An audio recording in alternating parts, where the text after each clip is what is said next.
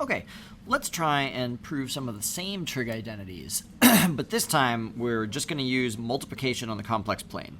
So let's say that's 1 and -1, and I and -I.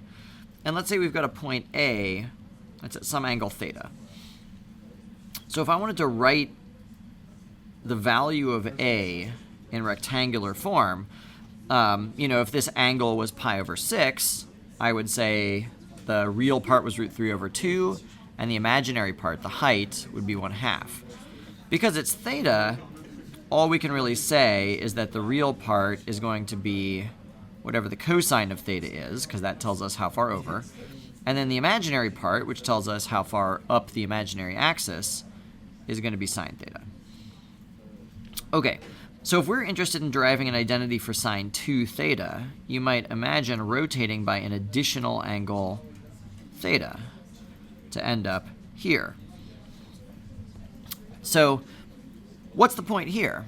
Remember, we had this geometric way of thinking about multiplying complex numbers, where a number times itself would rotate by its own angle.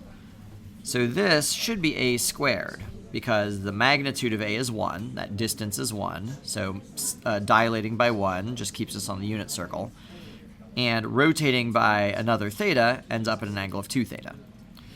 All right, so let's figure out what would this point up here be in rectangular form, and we're just going to do it by multiplying out.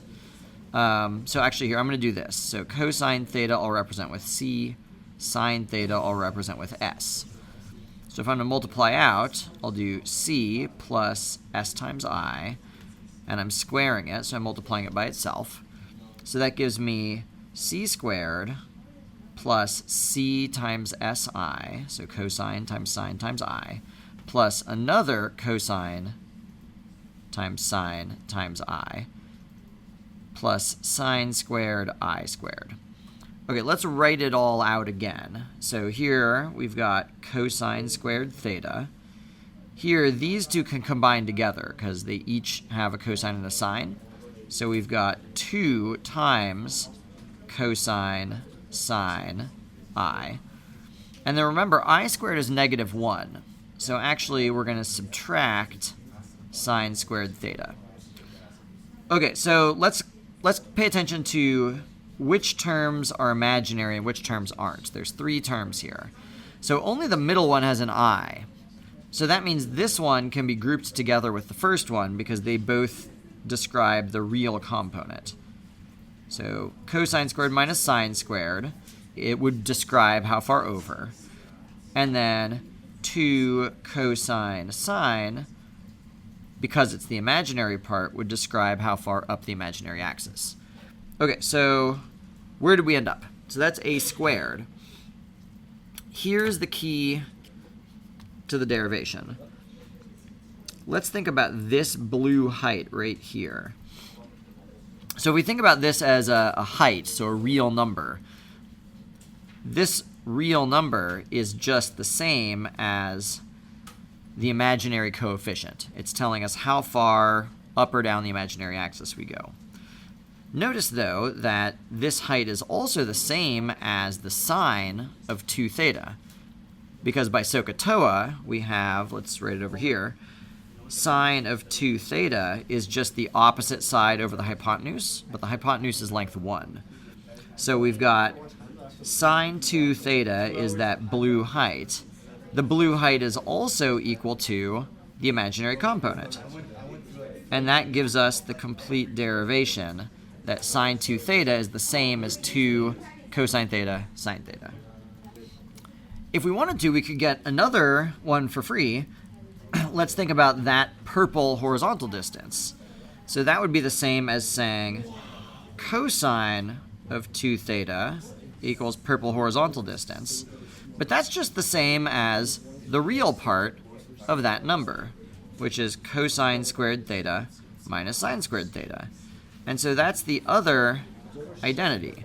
So just using complex multiplication, we've derived 2 different identities.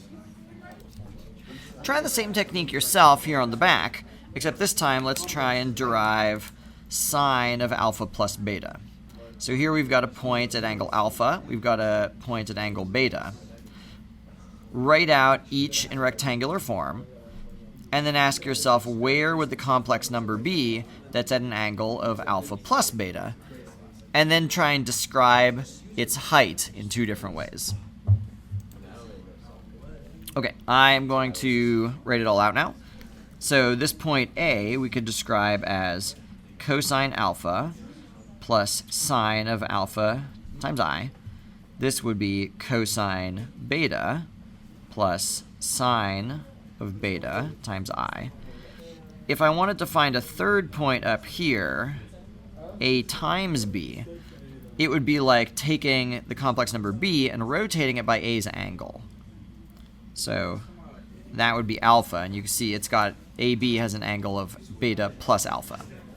Okay, so let's actually work out what the coordinates are up here.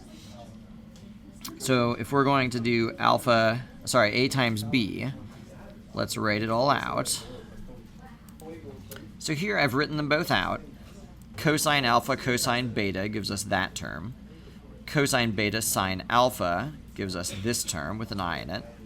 Sine beta cosine alpha gives us this term with an I in it. And sine beta sine alpha gives us this term with an I squared because we have an I here and an I here. Let's do the same thing we did last time. We can combine together the two imaginary terms with an I in them and the two real values that have no i's in them. And remember, this one doesn't really have an I because I squared is the same as -1.